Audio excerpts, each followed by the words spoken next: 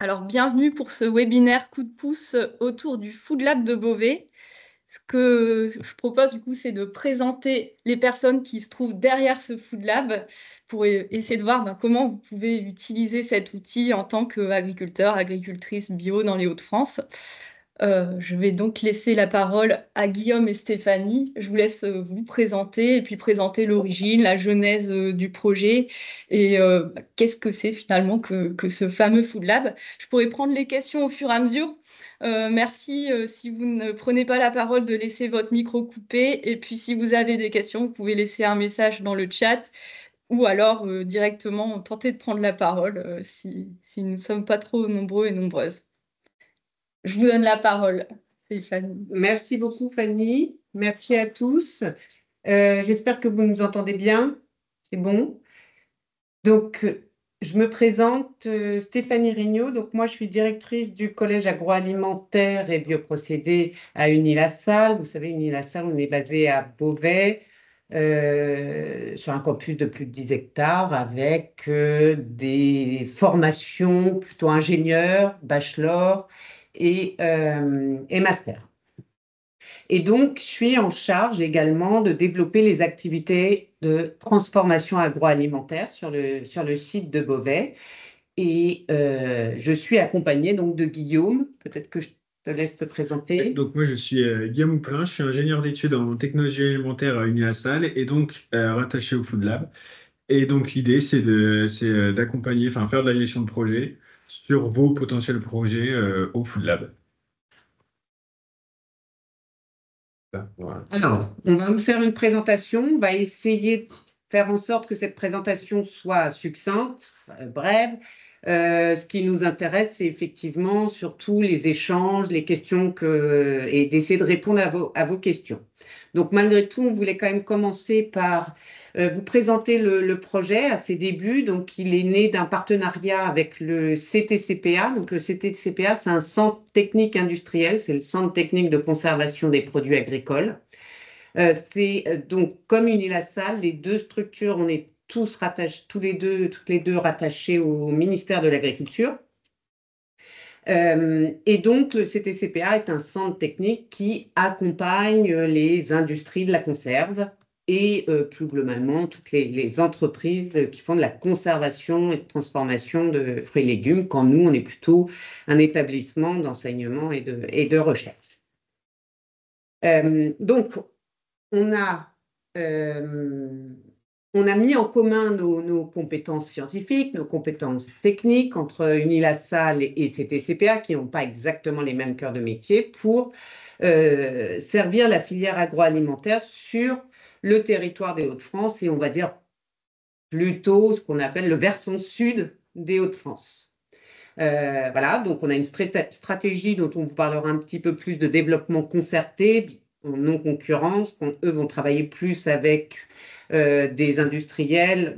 Nous, on va plutôt travailler plus avec des agriculteurs, donc des bénéficiaires complémentaires. Et puis, on a installé ce Food Lab, donc cet atelier de transformation agroalimentaire, de 700 mètres carrés quand même, dans un environnement qui nous semblait propice, c'est-à-dire que c'est dans le bâtiment AgriLab. Alors, je ne sais pas si pour certains vous connaissez peut-être, mais c'est le premier Fab Lab du secteur agroalimentaire où vous, en tant qu'agriculteur, vous pouvez faire de l'innovation sur la partie agricole, production agricole et agroéquipement. Et donc, ça nous semblait important d'avoir aussi le pendant sur la partie transformation agroalimentaire. On a également sur le même site une ferme en polyculture élevage. On a également, en tant que centre de recherche et pédagogique, des plateformes d'analyse microbiologique, physico-chimique et une unité de recherche autour donc de l'impact des procédés sur la qualité des aliments et leur impact sur la santé et animale et humaine. Donc, ça nous semblait deux structures très complémentaires pour ouvrir donc le premier Fab Lab alimentaire du sud des Hauts-de-France. Donc, nous, sur Unilassal, on a plus de 3000 étudiants hein, sur le site, donc ça fait des jeunes à former en transformation agroalimentaire et aussi de la main-d'œuvre hein, pour aider à la transformation agroalimentaire. Quand le CPA, en tant que centre technique industriel, lui, a plus de 1100, si mes souvenirs sont bons, ressortissants, c'est-à-dire d'industriels qui financent ce centre technique. Donc, l'enjeu de ce type de plateforme de transformation agroalimentaire, c'est de répondre à une attente sociétale pour des produits locaux, des produits qui me semblent plus naturels, plus sains, moins de transformation, on va dire, d'ultra-transformation, s'ajuster à une agriculture qui évolue dans les Hauts-de-France hein, vers une diversification des cultures, diversification des activités qui est d'autant plus importante chez les agriculteurs biologiques. Structurer, donc aider, être une structure en tout cas qui peut aider à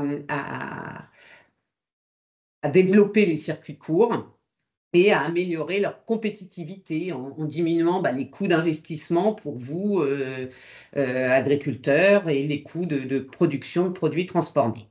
Et donc pour ça, on a été aidé par un fonds européen qui s'appelle le FEDER, à hauteur à peu près de 40%. Donc et le reste a été donc acquitté par Unilassal et par le CPCPA. Alors, le Food Lab, donc ses objectifs, c'est produire. Donc, c'est vraiment un objectif qui nous semble essentiel, très important, c'est de mettre à disposition des équipements de transformation agroalimentaire à des entreprises agricoles, que ce soit des exploitations agricoles ou que ce soit des PME, des startups. C'est vraiment vous aider à mettre au point des productions agricoles, des produits transformés, et ensuite vous repartez avec vos produits transformés. Donc c'est vraiment de la mise à disposition sous forme de location en fait. Ça, c'était un des premiers objectifs. Le deuxième objectif, c'est d'essayer d'être un acteur majeur de l'innovation. D'accord? Donc, vous aider dans la réalisation de recettes innovantes pour diversifier et vos activités et la typologie de produits des entreprises agricoles. Et puis, le troisième objectif, et qui nous semble un objectif aussi essentiel, c'est de proposer des formations professionnalisantes à destination de vous, en tant qu'agriculteurs, évidemment à destination de nos futurs ingénieurs, à destination aussi de jeunes entrepreneurs. Donc, ça peut être autant des formations sur l'hygiène, la sécurité alimentaire, la mise en place d'une traçabilité, que la formation sur des équipements pour la conduite de ligne, par exemple, de transformation en jus de pomme, en compote de pomme. Voilà, on essaie de proposer des formations très pratiques. Et donc, peut-être, je vais laisser la parole donc, à mon collègue Guillaume pour rentrer un peu plus sur la partie, on va dire, technique et peut-être financière. Donc moi, je vais vous présenter, commencer par vous présenter le principe de fonctionnement du Food Lab. Donc comme l'a expliqué Stéphanie, on va commencer par une journée ou une demi-journée de formation. Donc c'est-à-dire où on va d'abord, en fait, on va vous former. Le Food Lab, c'est pas du tout un endroit où on va produire à façon pour vous, mais c'est vous-même, vous allez venir produire. Mais d'abord, avant cette journée de production, il y a une journée de formation. Donc, formation aux machines, aux règles d'hygiène, à la traçabilité, à la qualité, à un nettoyage et désinfection aussi des machines que vous aurez utilisées. Donc, par exemple, si on fait un cas concret, vous voulez produire du jus de pomme, eh ben, on va vous former sur cette ligne, alors précisément sur cette ligne jus de pomme, et aussi sur la traçabilité, donc la quantité de pommes que vous allez entrer, la quantité de jus de pomme que vous allez récupérer, et aussi du coup sur les nettoyages et désinfections de cette ligne jus de pomme. Pour ce qui est de cette formation, on est en train de travailler sur la possibilité de financement via Vivea. Donc ça, on en reviendra à la fin puisque on a fait un concentré de questions qui pourrait vous intéresser. Donc ça, on en reparlera à la fin de cette présentation. Et donc, une fois que vous êtes formé, sachant que la formation, elle peut être dispensée à plusieurs personnes, pas à une seule personne de votre entreprise, mais à plusieurs. Ça peut se faire à plusieurs personnes. Donc, ensuite, une fois que vous êtes formé, vous allez venir produire. Donc, comment ça marche? Vous allez louer la ligne ou la zone de production sur une journée. Et donc, là, c'est une production en autonomie, sachant qu'on est toujours là quand même dans les parages pour vous accompagner sur cette production. Ce qui est des horaires, donc assez pratique, une journée de production, c'est entre 8h30 et 17h. Donc là, vous venez avec votre quantité, par exemple, si on reste du pomme, votre quantité de pommes, vous venez avec votre matière première et aussi donc le contenu, donc les pommes par exemple, et vous venez aussi avec le contenant. Donc ça, pareil, on aura l'occasion d'y revenir après sur les questions. Et donc, comme on ne produit pas de façon, on n'a pas forcément de personnel pour produire avec vous. Par contre, on peut vous proposer une aide étudiante. Donc, on a des étudiants qui sont formés sur les machines et qui peuvent vous accompagner à un tarif de 16 euros hors taxe de l'heure. Et donc, une fois que votre journée de production est terminée, c'est la finalisation du projet. Donc, vous récupérez vos produits finis et donc il y aura, enfin, la traçabilité est assurée, l'étiquetage, alors on y reviendra aussi, parce que c'est pas encore tout à fait au point. Et il y a un rapport aussi de production qui vous est fourni. Donc, voilà pour le principe du Food Lab. Ensuite, sur l'atelier de transformation et de valorisation, voilà, du coup, vous avez un plan du Food Lab avec différentes zones. Donc, la zone de réception ici, les stockages, donc congélateur, réfrigérateur, matière première brute, avec la zone de fabrication qui est ici, une zone froide, une zone chaude, une zone biscuiterie. Et donc, on respecte le principe de la marche en avant. Donc, le produit brut et à la fin, on a le produit fini. Donc ça, je peux peut-être vous présenter. On a une visite qui est un peu plus concrète que ça, parce qu'on a une visite virtuelle. Je vais vous partager mon écran. Normalement, ça devrait arriver. Est-ce que tout le monde est bien dans le Food Lab là? Est-ce que vous voyez Oui, le Food oui, Lab? oui. D'accord, parfait. Là, c'est un peu plus concret qu'un plan. Donc ici, on est. Donc alors pour se replacer, là ici, vous avez la zone de réception, de stockage des matières premières. Et donc là, vous êtes dans la zone principale de production, où ici, justement, vous avez la machine pour faire le jus de pomme. Bon, là, il manque Pasteurisateur. notre pasteurisateur à plaque. Oui, je vais vérifier, mais il n'est pas là. Pour justement pasteuriser le jus de pomme. Et ici, vous avez une partie de l'embouteilleuse. Et de l'autre côté, on a... Hop, je ne sais pas si vous voyez bien, du coup. Ah, Oui. on ne verra pas. Ouais. Bon, ici, on a pour blanchir, ouais, un blancheur. Et ici, on a une cuve de 450 litres pour broyer, mélanger et cuire. Et là-bas, au fond, on a tous les autoclaves, donc pour pasteuriser, stériliser. On a aussi une zone de conditionnement, mais ici, on ne voit pas bien. Enfin, la visite virtuelle a été faite quand toutes les machines n'étaient pas installées. Du coup, ça vous permet de vous projeter, mais il y a pas tous les équipements. On est mieux équipé Ouais, aujourd'hui. on est mieux équipé aujourd'hui. Ici, on arrive toujours, là, donc là, c'est la zone où on va stériliser ou pasteuriser les produits. Et au fond, là-bas, on a la biscuiterie. Donc là, vous avez un ami noir. Ici, vous avez une rotative. Là-bas, au fond, des pétrins. Et un four rotatif ici. Et là, ça doit être l'ensacheuse, ouais, qui arrive ici. Et ensuite, si on continue. Alors, je ne sais pas s'il y a un petit temps de décalage ou si vous voyez. Ça va. Ça va. Sur mon ordinateur, c'est plutôt fluide en tout cas. Donc là, on est dans la zone de préparation froide où on a un pétrin à viande. Normalement, il y a le hachoir, mais il est pas arrivé sur la photo. Et ici, tout ce qui est raffineuse, coupe légumes et robocoupe. Ensuite, dernière pièce, c'est Cuisson. Ouais, la zone chaude de cuisson. Donc là, c'est pareil, il manque un petit peu d'équipement, mais l'idée, c'est qu'on a un four et plaque de cuisson. Donc voilà, on a fait un peu rapidement le tour du Food Lab. Je vais remettre la présentation.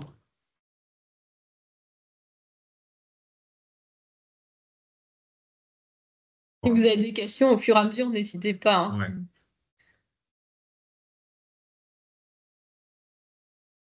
On partagera peut-être. Là, du coup, ouais, regarder. vous en verrez peut-être parce qu'au final, cette vidéo-là, c'est ce qu'on vient de faire. C'est le petit tour dans le Food Lab, ce qu'on vient de faire. Ensuite, donc, qu'est-ce qu'on peut y faire? Donc, un peu une synthèse de ce que je viens de vous présenter. On peut produire du coup des produits céréaliers, donc avec la zone biscuiterie.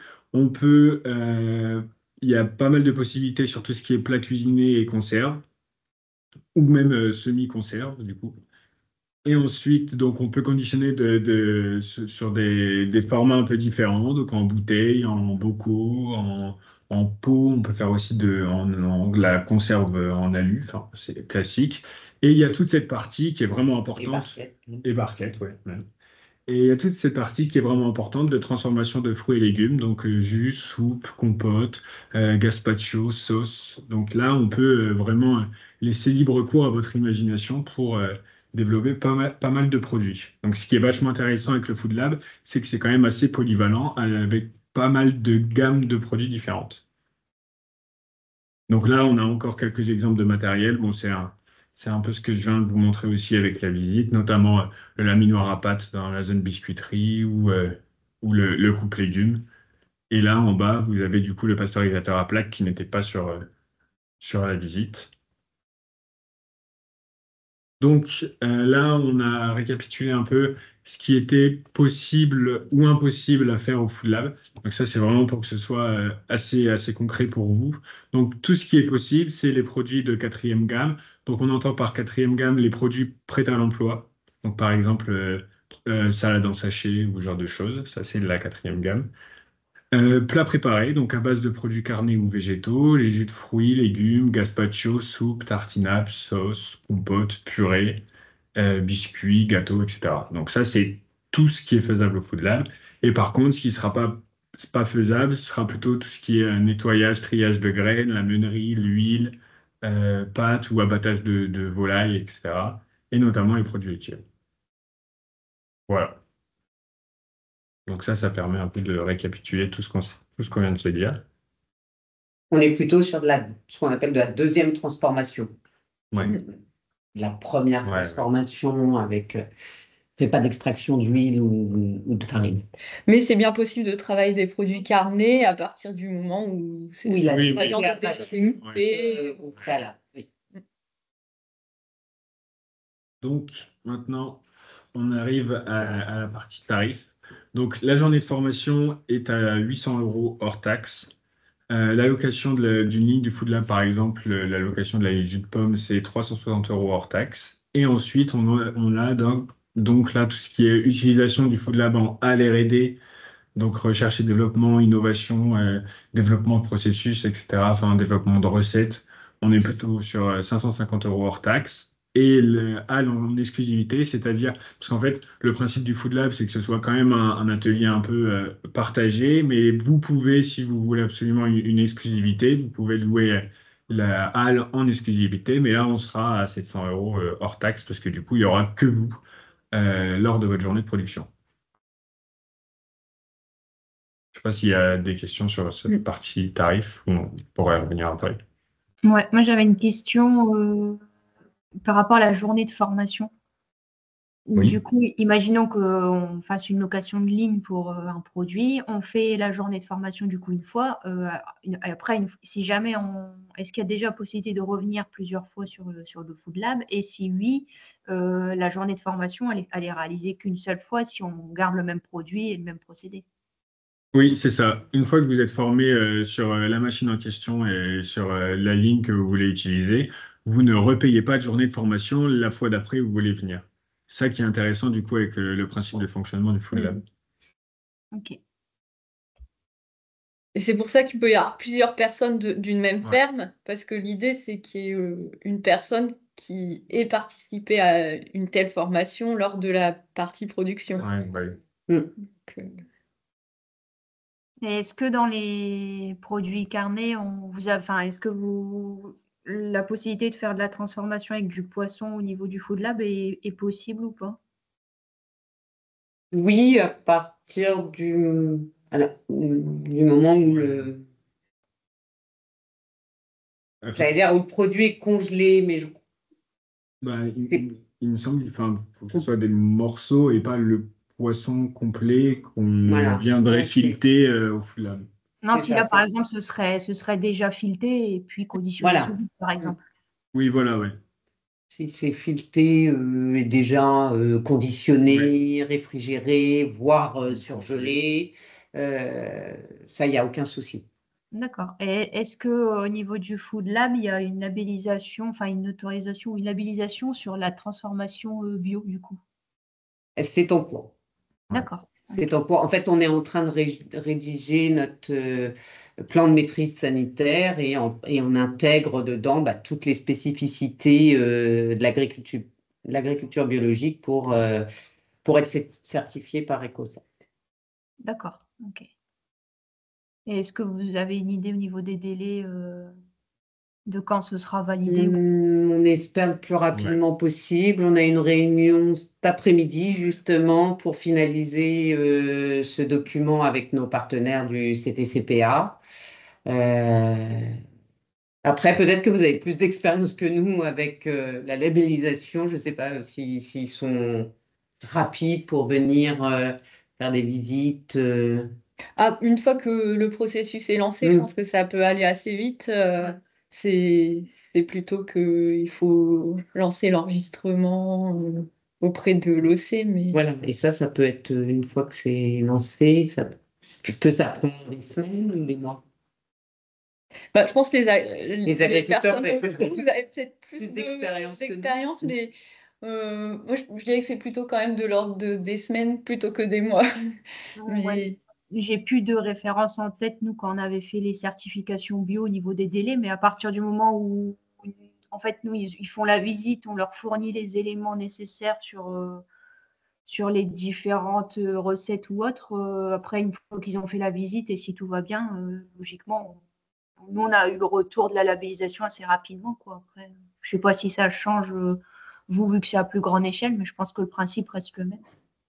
En fait, le seul truc qui peut varier un peu, c'est que le Food Lab, c'est un peu un cas particulier parce que c'est un outil de transformation qui est à disposition de différents agriculteurs ou différentes oui, structures bio ou non bio. Ouais, c'est Du ça. coup, c'est Après, il y peut-être aura une ça, du coup, la complexité. subtilité. Ouais, L'effectivité, là, c'est ouais, sur sur la l'atelier gestion. partagé. oui. Et donc, il faut vraiment montrer comment on sépare le conventionnel du bio en termes de stockage, de transformation, de nettoyage.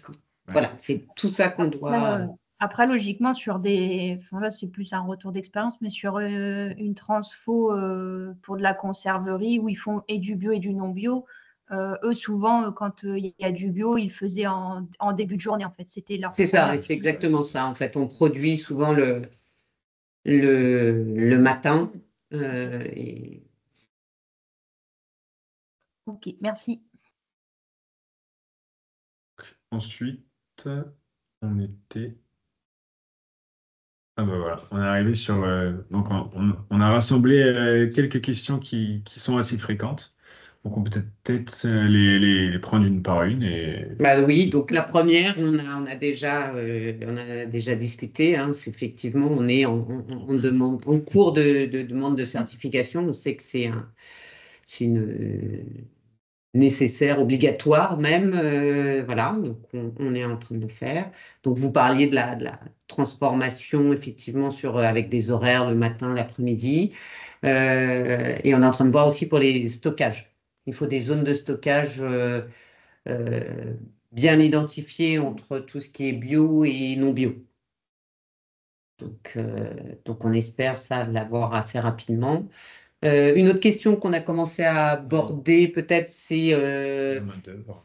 c'est la main-d'œuvre. Alors, ça, c'est, comme je vous disais, hein, on a 3000 étudiants, donc ça fait de la main-d'œuvre intéressante. Et donc, on a quelques étudiants qui se sont formés spécifiquement sur des lignes qui sont dans le Food Lab, très intéressés par la transformation agroalimentaire, et qui se sont réunis en association étudiante et que vous pouvez solliciter pour 1 heure, 2 heures, une journée, une après-midi. Alors, il faut voir par rapport à leur cours. Il ne faut pas qu'ils soient en période d'examen, des choses comme ça. Il y a quelques petites contraintes. Souvent, l'été, on a un petit peu moins de main-d'œuvre parce qu'ils sont en stage. Mais voilà, ça peut être quand même très intéressant si vous venez seul ou à deux d'avoir une main-d'œuvre formée et pas trop coûteuse sur place. Et pour eux, c'est formateur. Ensuite, l'autre question, c'était les formations. On se rend bien compte que les formations, c'est un coût non négligeable, mais c'est obligatoire pour tous. Donc voilà, on est en train de voir comment faire pour que ça soit mutualisé, ces formations, le plus possible. Et si ça ne l'est pas, même si c'est une formation individualisée, qu'elle soit finançable par Vivea, pour que vous n'ayez pas cette journée de formation à payer vous-même. Et je rajoute une question subsidiaire par rapport aux formations, du coup, par rapport à la tenue de l'autoclave. Est-ce que c'est quelque chose qui est compris dans la journée, qui a été évoqué au-dessus ou pas? Alors, jusque-là, on avait 2 autoclaves, une plutôt R&D pour optimiser les barèmes de stérilisation avec vous savez, des thermomètres, des thermocouples à l'intérieur, et comme ça, on peut faire un suivi des températures au cours de la transformation. Et puis, une autoclave de plus gros volume. Le brouillon, c'est, je ne sais plus, 400. Voilà. L'équivalent de 400 conserves. conserves, oui. Voilà. Taille standard. Donc ça fait déjà un volume important. Celle-ci, c'était seulement nos collègues du CTCPA qui pouvaient l'utiliser. Voilà. Aujourd'hui, on a fait réparer donc un autoclave Oriole, qui est un peu plus qu'on retrouve dans les légumeries, qui est plus facile d'utilisation. Et celle-là, effectivement, il y a des formations possibles pour pouvoir, à terme, pouvoir les lancer soi-même. Et donc là, ça peut être... il y a des formations proposées par le CTCPA de conduite d'autoclave, mais qui est sur un nombre de jours assez important. Je crois que c'est 4 jours. 4 jours, ouais. Oui, formation de conserveur, je crois que c'est. Voilà. Et par contre, je crois qu'ils peuvent aussi lancer l'autoclave eux-mêmes au niveau du CTCPA, mais moyennant un coût. Oui, Aux alors dernières le coût infos, du j'avais- lancement en tant que tel n'est... Voilà, on peut pour une centaine d'euros en plus sur la journée, que le CTCPA lance l'autoclave sur un volume important. Voilà, ça peut être intéressant. Le point qui n'est pas à négliger, je pense, pour les agriculteurs, c'est le barème de stérilisation. C'est-à-dire que quasiment tous les produits vont subir un traitement thermique. C'est l'intérêt de la transformation, c'est quand même d'augmenter la durée de vie du produit et, si possible, de le conserver des mois à température ambiante. Et pour conserver des mois à température ambiante, il y a forcément un traitement thermique pour tuer les micro-organismes. Et ça, en fonction de la recette, ces traitements thermiques peuvent changer. C'est-à-dire que le coup temps-température va être fonction de la recette. Et donc, c'est là où, effectivement, ça peut être parfois un petit peu compliqué parce qu'il n'y a pas... Vous arrivez, vous me dites, je veux faire de la compote avec de la peau ou sans peau, ou avec très liquide ou très épaisse, puis je vais la mélanger avec des fruits rouges ou des choses comme ça. Tout ça fait que on doit quand même s'assurer que le produit et pasteuriser ou stériliser suffisamment pour que votre produit soit sain. Et voilà. Et donc là, on est vraiment vigilant à ça. Et donc, souvent, ce qu'on demande après une autoclave, c'est de demander des tests de vieillissement. Voilà. Et nous, on doit s'assurer que après test de vieillissement, votre produit est toujours stable et donc que vous pouvez le vendre. Et ça, c'est vraiment, d'un point de vue sanitaire, vous comprenez bien qu'on ne peut pas se permettre de sortir des conserves dont on n'est pas sûr qu'ils sont bien salubres. Et je complète parce que c'est aussi vrai pour des produits végétaux. On parle de compote parce que souvent on se dit que là où il faut surtout faire attention, c'est dès qu'il y a des produits animaux, de la viande, mais pour les fruits, les légumes, c'est aussi vrai. Exactement, et puis on a des risques aussi de moisissures. Alors les moisissures, c'est pas tant ça qui nous embête, mais les mycotoxines, donc les toxines issues des moisissures, donc par exemple la patuline dans la pomme, par exemple. Donc il y a quand même voilà, des risques sanitaires auxquels, quand vous venez au Food Lab, on est obligé de s'assurer que le produit qui sort est un produit salubre.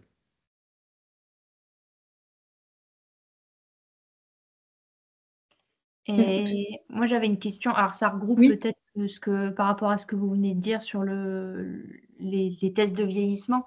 Quand j'avais fait dans un autre labo de la conserve sur de la rillette du coup de truite, eux, ils avaient normalement de leur côté, en fait, le produit ressortait avec une DLC validée finalement entre guillemets par eux. De par les process qu'ils ont d'avant. Est-ce qu'au niveau du Food Lab, c'est plutôt à nous de gérer cette partie-là de par justement du coup les tests de vieillissement, ou est-ce qu'il y a une partie quand même qui est fait aussi un peu par vous sur cette DLC ou pas du tout? Alors, nous, on peut faire ces tests de vieillissement et proposer effectivement une DLC derrière. Mais ce qu'on voulait dire, c'est qu'on est capable de le faire, mais que ça a un coût. C'est une prestation en plus, quoi, mais qui est obligatoire.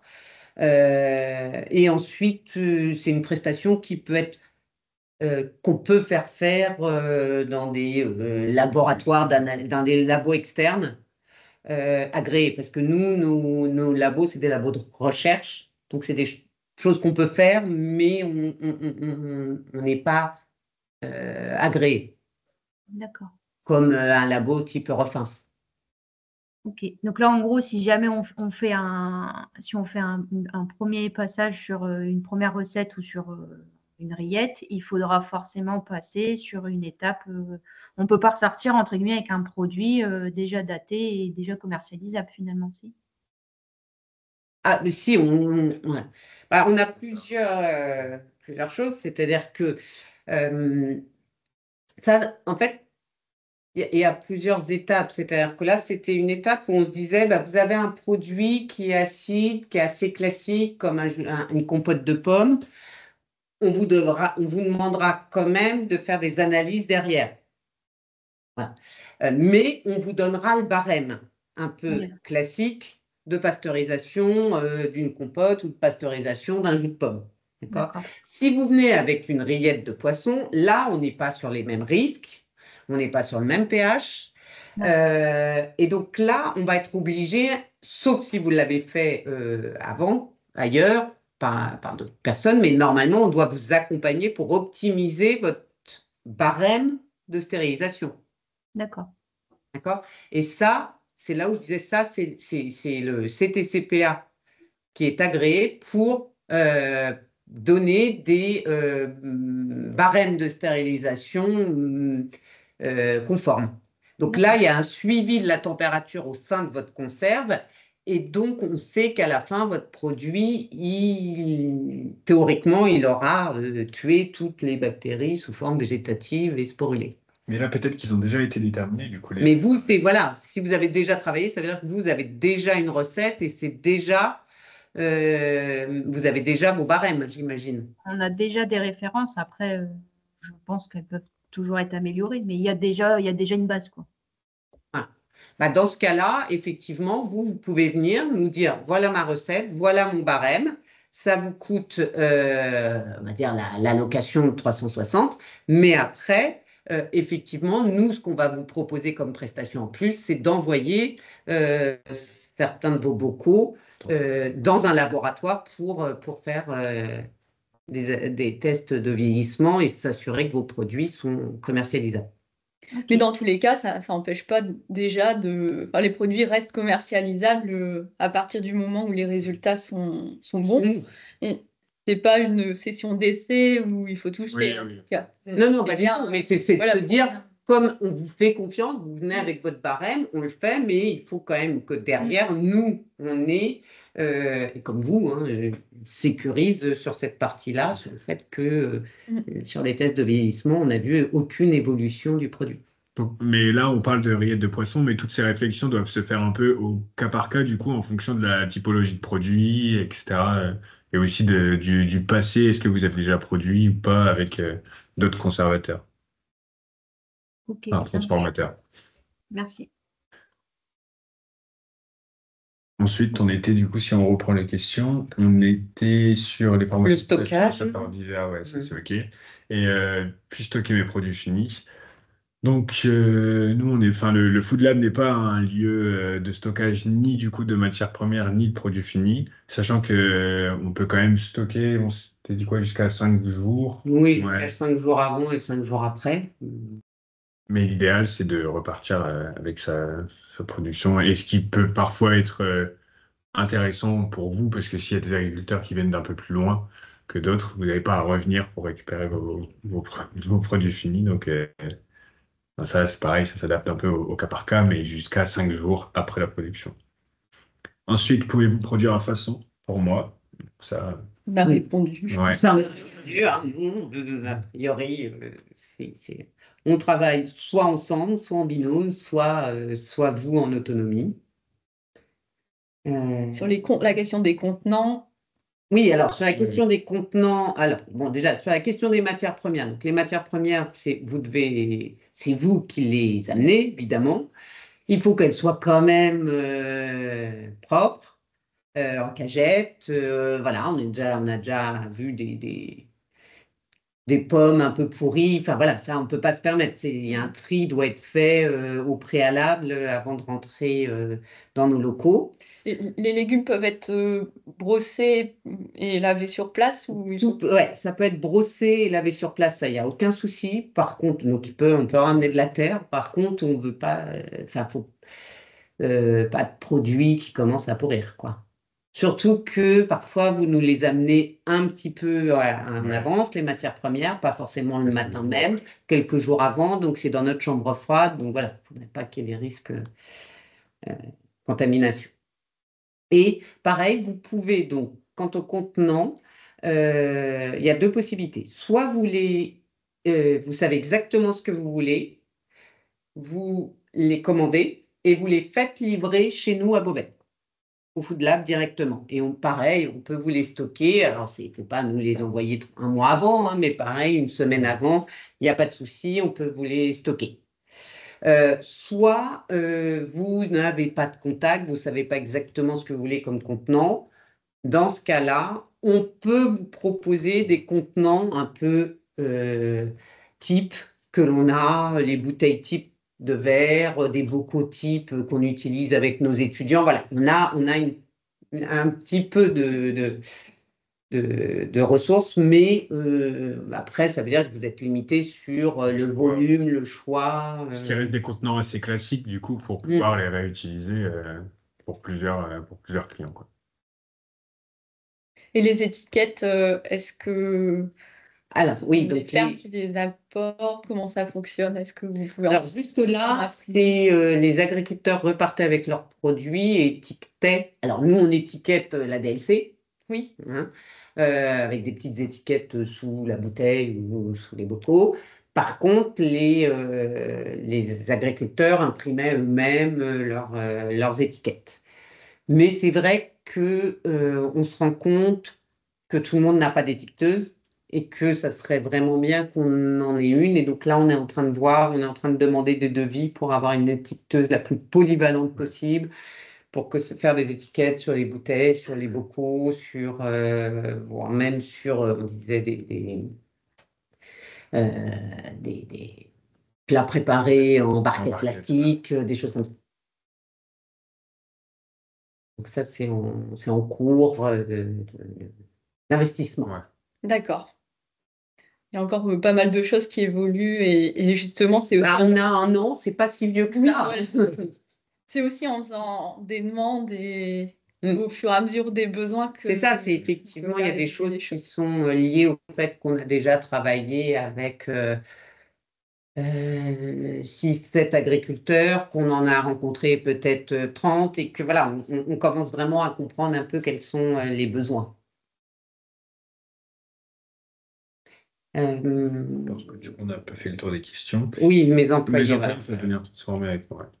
Évidemment. Mm. Évidemment que vos employés peuvent venir transformer avec vous, mais ça veut dire que, en fait, le jour de la formation, il faut essayer de venir nombreux. C'est-à-dire vous et si vous avez des employés ou je ne sais pas, votre femme, votre mari, enfin voilà, il faut venir le plus nombreux possible le jour de la formation pour ensuite pouvoir envoyer, Être opérationnel être le jour de production. voilà, être le plus nombreux à être opérationnel, voire si vous ne pouvez pas y aller, envoyer votre salarié, par exemple.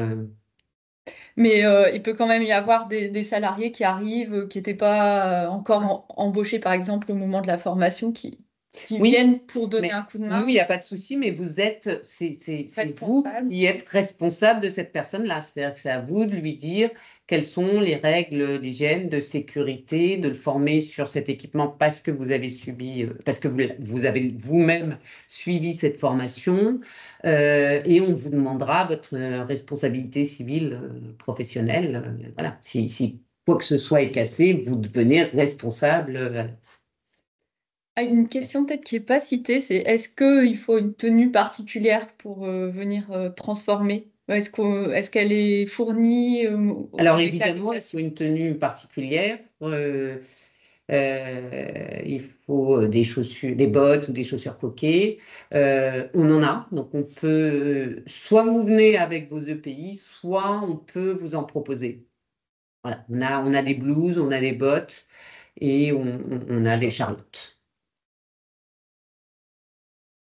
Parce que Ok. on sait que les agriculteurs n'ont pas forcément, enfin, en tout cas, c'est pas les mêmes bottes Oui. qu'il faut que celles qu'on utilise à la ferme, quoi. C'est sûr. Peut-être la fréquence, Oui. voilà, on disait qu'on n'est pas des producteurs à façon, on n'est pas des producteurs réguliers, c'est-à-dire que vous ne pouvez pas venir toutes les semaines, 2 jours par semaine, produire chez nous. On se veut quand même un centre de formation pour nos étudiants, pour, on disait, d'autres agriculteurs, pour essayer de faire de l'innovation agroalimentaire, développer. Donc, on est plus dans l'accompagnement que vraiment dans de la production régulière. Mais par contre, chez les agriculteurs, si, c'est-à-dire que les périodes, il y a une telle saisonnalité que si vous voulez transformer des tomates, on sait que vous allez venir en juin, juillet, et puis après, on vous reverra qu'un an après. Donc ça, il n'y a aucun souci. Vous pouvez venir produire 2-3 jours au mois de juin, 2-3 jours au mois de juillet, sans aucun problème, et revenir un an après avec, si vous gardez la même recette, ou ce qu'on disait, vous n'avez même pas besoin de vous reformer. On peut. Ça reste le principe d'un atelier partagé, quoi. Oui, il peut y avoir une certaine forme de récurrence, Oui. mais sans Voilà. prendre trop d'espace, de temps en tout cas. Est-ce qu'il y a d'autres questions auxquelles on n'aurait pas répondu? Moi, je voulais savoir du coup enfin, à qui fallait auprès de qui il fallait se renseigner pour avoir des infos supplémentaires et peut-être des infos plus précises par rapport à nos produits perso, quoi, finalement. On vous laissera nos mails, hein, c'est Guillaume et moi-même. Et Ouais, on voilà. enverra peut-être à la fin Oui, du webinaire nos contacts. on vous Voilà. enverra le diaporama avec les contacts dedans et le numéro de téléphone notamment. Et évidemment, si vous n'êtes pas trop loin, Vous pouvez venir. vous êtes tous invités à venir visiter le Food Lab Aubray, hein, Ouais. pas de souci. Ok, merci. Voilà, on était là-dessus. Et après, Il n'y a pas d'autres questions? Non. Vous pouvez repréciser, Oui. est-ce que vous pouvez repréciser au niveau des tarifs sur la diapo des tarifs, les tarifs qui sont affichés, c'est la location de la ligne de Food Lab, 360 €, c'est pour quelle durée? une journée. C'est le tarif d'une journée. Ouais, D'accord. 8h30 à 17h du coup. Peut-être le préciser sur cette diapo-là parce que Oui. c'est pas. Ouais, pas de Merci. problème. Mais oui, c'est vrai qu'une session de transformation peut durer plusieurs jours aussi. Ah, mais par contre, il y a quand même les horaires à respecter, Voilà. les horaires qui ont été cités plus haut, 8h30 jusqu'à 17h. 7h, nettoyage compris. Oui. Quand même, sur certaines lignes, qui Ouais. peut prendre un petit peu de temps. Oui, qui a anticipé. Qui a anticipé, parce que voilà, effectivement, on peut pas se permettre d'avoir toujours les responsables du Food Lab qui restent jusqu'à 20h30 parce que Oui. À combien vous estimez le temps de nettoyage d'une ligne en moyenne? Vous avez un exemple de transformation parce que j'imagine que Ouais, ça c'est variable. le plus long, c'est peut-être la ligne jus de fruits parce qu'il y a la presse. Quand on presse les pommes, là, cette étape-là est une Ouais. étape déjà très salissante. Et puis effectivement, il faut après, comme il y a un broyeur et tout, enfin voilà, faut vraiment rincer longtemps. Par contre, la ligne ensuite, elle se nettoie quasiment toute seule avec du nettoyage en place. C'est-à-dire que ça part dans les tuyaux. dans les tuyaux, et ça nettoie jusqu'à l'embouteilleuse. Donc ça, il y a plus de. Après, ça peut être très rapide. Sur les autres étapes, normalement, ça doit être un peu du temps masqué, hein. C'est-à-dire que si vous venez à plusieurs, vous continuez, il y a ceux qui vont aller au conditionnement, mettre en pot, empoter, pendant que les premiers, voilà, l'étiquetage, pendant que les premiers nettoient le robot coupe et enfin voilà, c'est l'intérêt aussi, c'est de venir. Oui, ça peut rester assez fluide quand même. Ça peut rester assez fluide si vous êtes au moins 2, 3. Sinon, vraiment seul, c'est compliqué à dire, mais je pense qu'il y a au moins 2. Ouais, on peut compter presque 2 heures de nettoyage sur une journée entière. Peut-être sur la ligne biscuit aussi, ça peut prendre un peu de temps. Il me semble Ouais. qu'on avait Sur la- indiqué ça. Sur la rotative, oui. La rotative, oui, parce que effectivement, la pâte peut rester un peu collée, donc on nettoie à l'air comprimé.